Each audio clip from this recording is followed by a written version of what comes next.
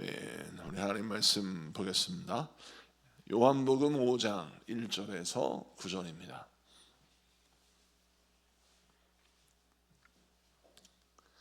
요한복음 5장 1절에서 9절 말씀, 우리 다 같이 교독하겠습니다. 제가 먼저 읽습니다. 요한복음 5장 1절에서 9절 말씀. 그 후에 유대인의 명절이 되어 예수께서 예루살렘에 올라가시니라. 예루살렘에 있는 양문 곁에 히브리 말로 베데스다라 하는 못이 있는데 거기 행각 5이 있고 그 안에 많은 병자, 맹인, 다리 저는 사람, 혈기 마른 사람들이 누워 물의 움직임을 기다리니, 이는 천사가 가끔 못에 내려와 물을 움직이게 하는데 움직인 후에 먼저 들어가는 자는 어떤 병에 걸렸든지 낫게 되밀어라. 거기 38해 된 병자가 있더라. 예수께서 그 누운 것을 보시고 병이 벌써 오래된 줄 아시고 이르시되 내가 낫고자 하느냐. 병자가 대답하되 주여, 물이 움직일 때 나를 못에 넣어주는 사람이 없어 내가 가는 동안에 다른 사람이 먼저 내려가나이다.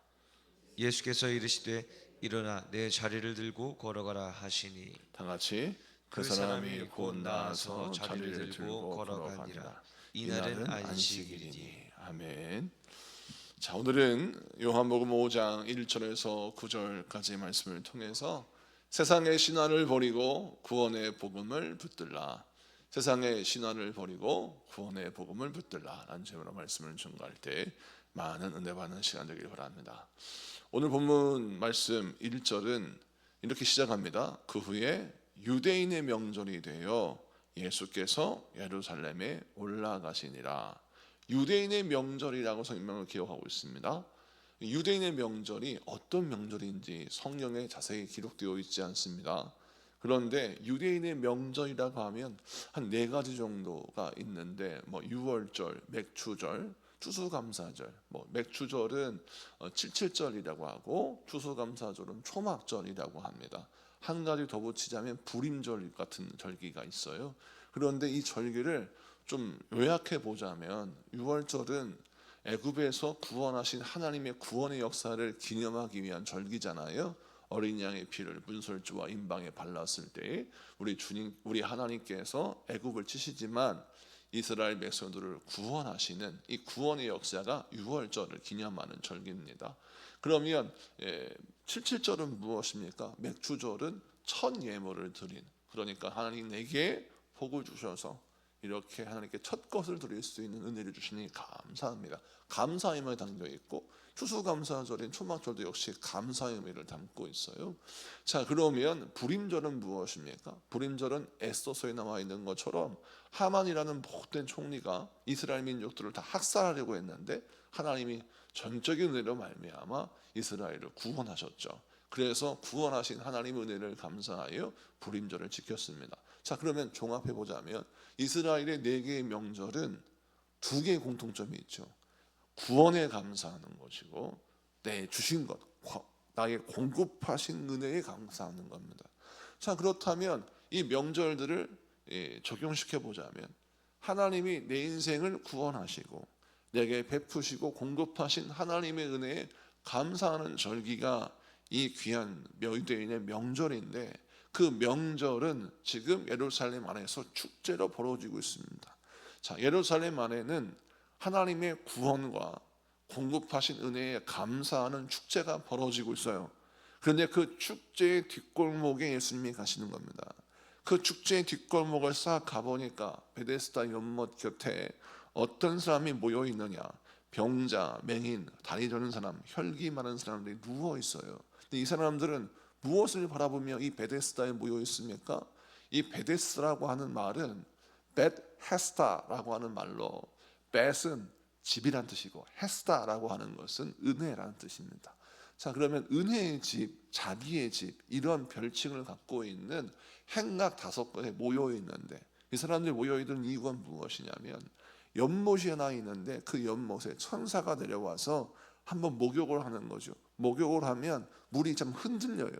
그때 가장 먼저 들어가는 사람이 치료를 받는다, 치유받는다 라고는 전설을 갖고 있습니다. 신화를 갖고 있어요.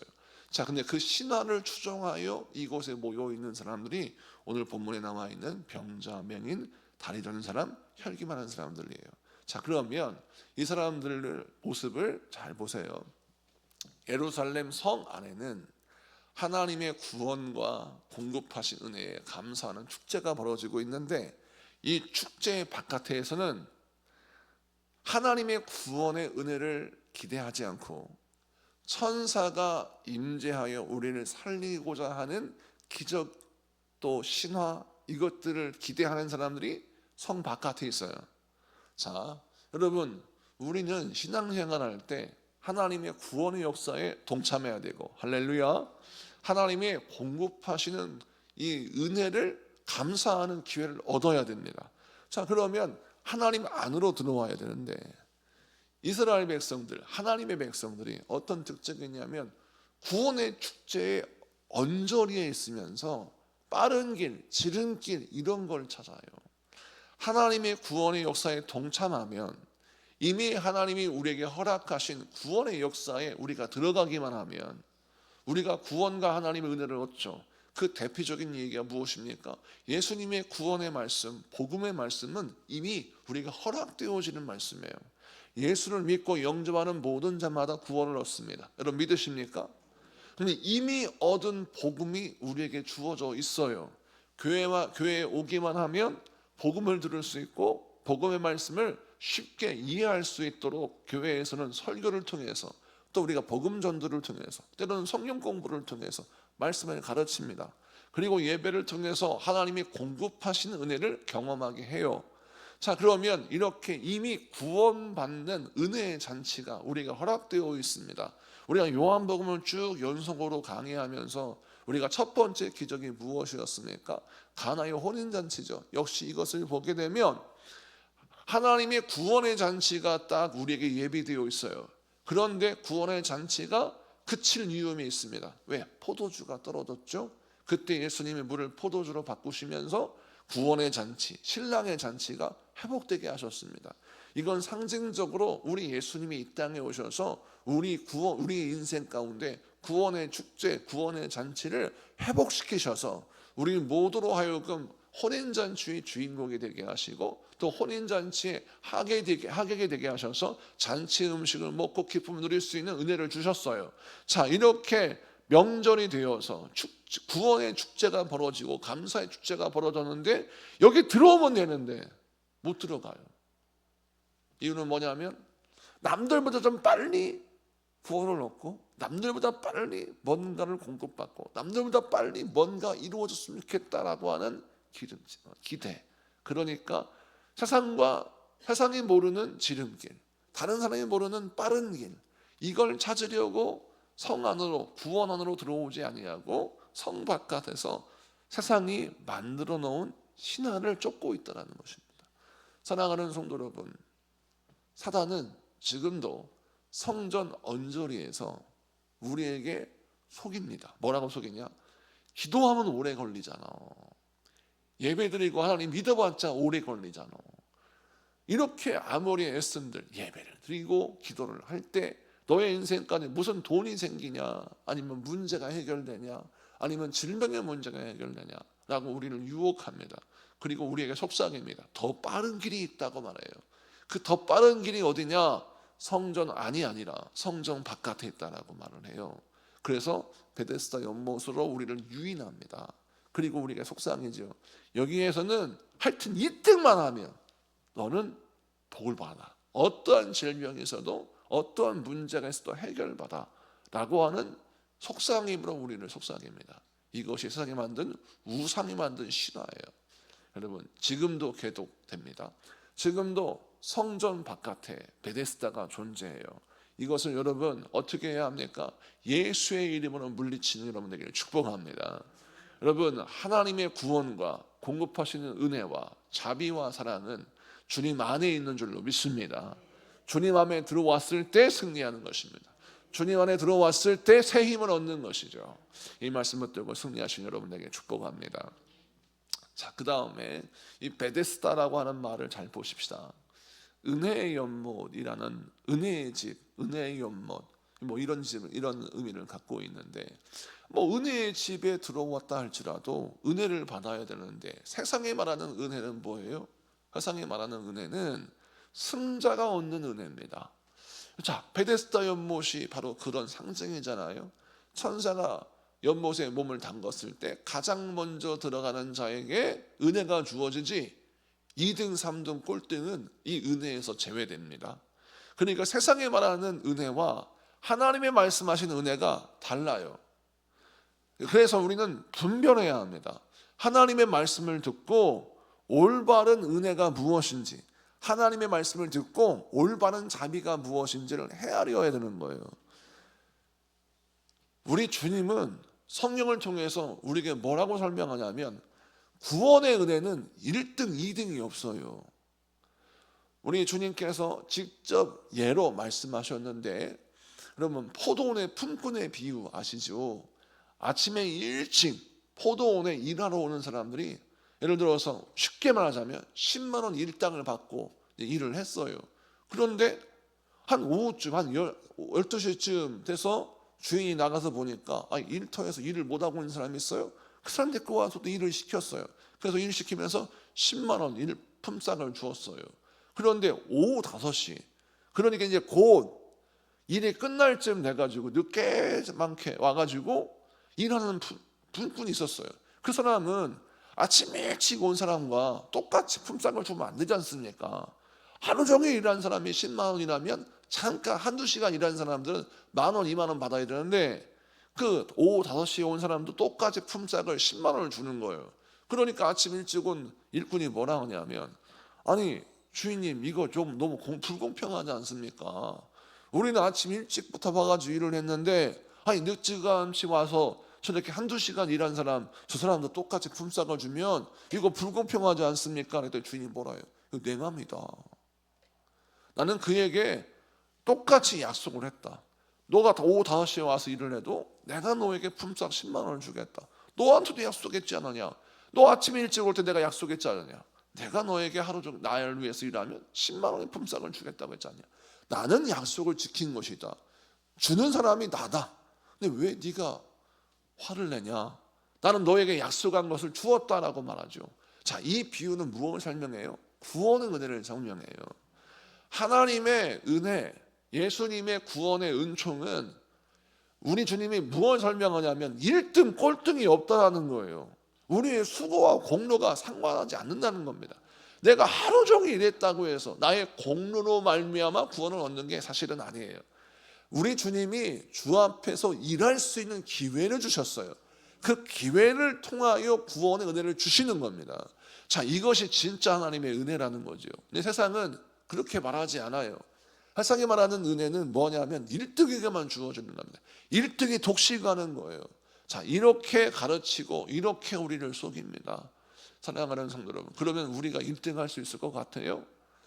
제가 학교 다닐 때 가만히 보니까 1등하는 친구들은 참 천재예요. 제가 보면 공부를 하는 것도 보니까 천재들은 천재야. 아무리 둔재가 따라가려고 애를 써도 따라갈 수 없는 진짜 명석함이 있어요. 문제를 푸는 걸 보면 틀려요. 그래서 영재들은 그리고 머리가 똑똑한 사람들은 틀리구나. 여러분, 음악하는 사람들, 또 운동하는 사람들, 예술계에 있는 사람들도 이런 말 하죠. 천재가 있다.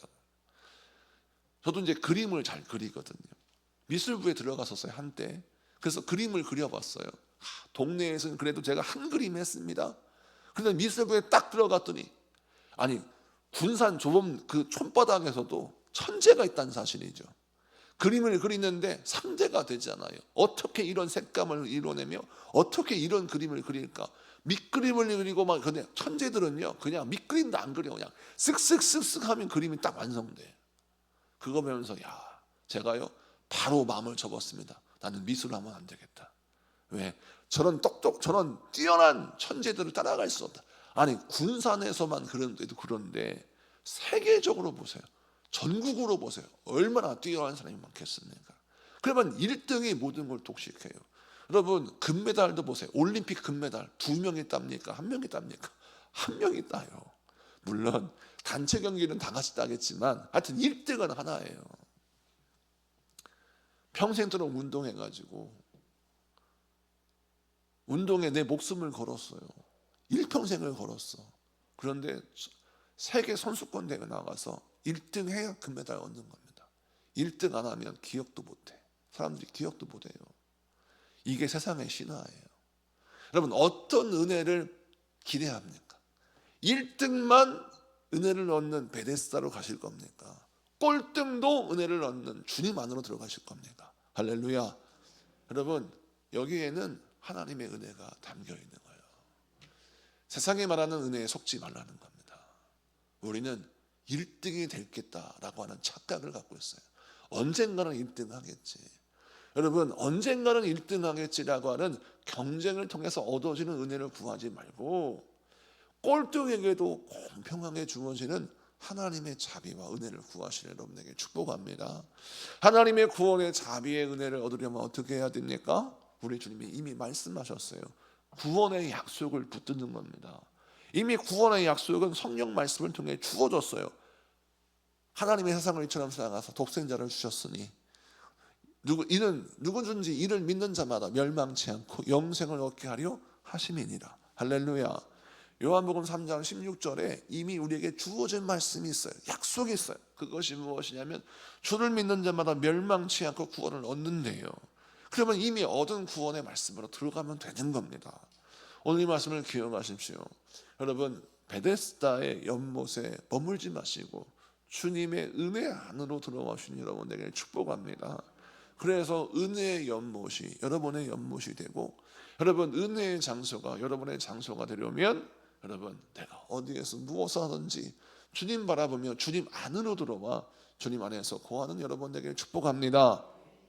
오늘은 새벽이기 때문에 다 할 수는 없고 한 가지만 더 하고 마치고 내일 연결하겠습니다. 또 그 다음에 말씀을 보니까 이 베데스다라고 하는 연못을 가만히 보면 이곳에 모인 사람들이 아까 병자, 맹인, 다리 저린 사람, 혈기 많은 사람이 있죠. 이 사람들은 자 1등을 절대 할 수 없는 사람입니다. 자 물이 움직여요. 그러면 물 안으로 쑥 들어가야 되는데 들어가려면 눈이 움직이는 걸 봐야 될 거 아닙니까? 그러면 눈이 떠 있는 사람이 되는데 맹인이면 못 보잖아요. 그럼 이 사람은 1등 절대 못 합니다. 다리 저는 사람 보세요. 물이 움직이는 걸 봤어요. 그럼 뛰어 들어가야 될 거 아닙니까? 근데 다리를 저니까 빨리 갈 수가 없죠. 이 사람도 역시 1등 못해요. 혈기 많은 사람, 이건 중풍병자입니다. 중풍병자도 역시 몸이 어둔하기 때문에 물이 움직일 때 가장 먼저 들어갈 수 없어요. 그러니까 오늘 말씀에 등장하는 베데스다 연못에 모인 병자들은 1등을 절대 할 수 없는 사람들이에요. 근데 이런 사람들이 베데스다 연못에 모여서 물이 움직일 때를 기다리고 있는 겁니다. 그러면 항상 그 가운데 건강한 사람이 먼저 들어가서 물속에 들어가겠죠. 그럼 이 사람들은 남들이 구원받고 남들이 은혜 받는 건 구경할 수밖에 없다라고 하는 우리가 추론을 할 수 있어요. 자 그러면 이 사람들은 세상의 논리로 따지자면 절대 구원을 얻을 수 없는 사람인데 이 사람들에게 예수님이 찾아가십니다. 이것이 오늘 본문의 굉장히 중요한 메시지예요. 세상의 논리로 구원을 절대 얻을 수 없는 사람들이 베데스다 연못 목가에 있는데 이들을 예수님이 찾아가십니다. 그리고 그들을 구원하기 원하세요. 근데 어떻게 구원을 하십니까? 모두에게 말씀을 전하지 않으셨어요. 그 가운데 38년 된 병자를 만나셔서 복음을 전하시고 그 38년 된 병자가 고침받는 기적을 통해서 우리 주님이 우리에게 뭘 보여주시냐면 예수님의 은혜는 예수님의 구원의 역사는 예수님으로부터 시작되어서 그 중에 가장 힘들고 어려운 사람에게 공급되어지는데 그 한 사람의 구원이 모든 사람에게 어떤 자극과 어떤 표본이 돼요? 아하, 구원의 길이 이 연못에 있는 게 아니라 주님께 있다라고 하는 그 은혜가 비춰지는 것입니다.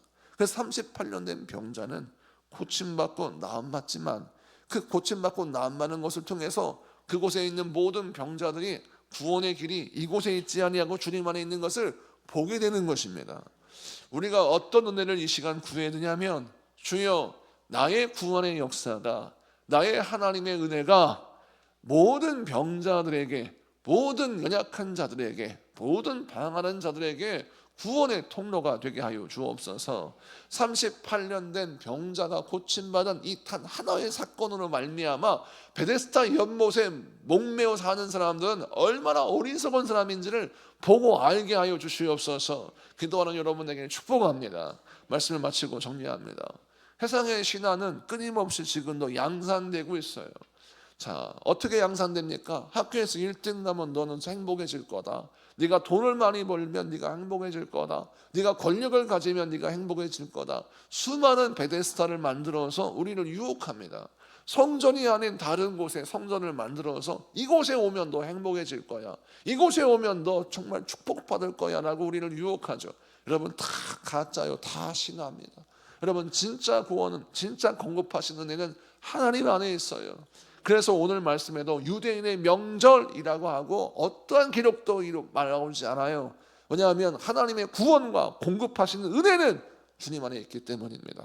이 말씀 기억하시고 주님 안에서 들어와 주의 은혜와 주의 구원과 공급하시는 은총을 경험하는 여러분에게 축복합니다. 우리 공동 기도문 같이 기도하겠습니다. 다 같이 선포합니다. 시작. 하나님 아버지, 오늘도 우리를 살리시는 구원의 말씀을 허락하시니 감사합니다.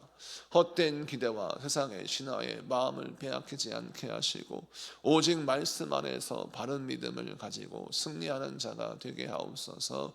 주님만 바라보며 주의 성전으로 나아가오니 거룩한 성전이 저희들의 안식처가 되게 하시고 영과 진리로 드리는 예배가 저희들의 힘이 되게 하옵소서. 예수님의 이름으로 기도드립니다. 아멘.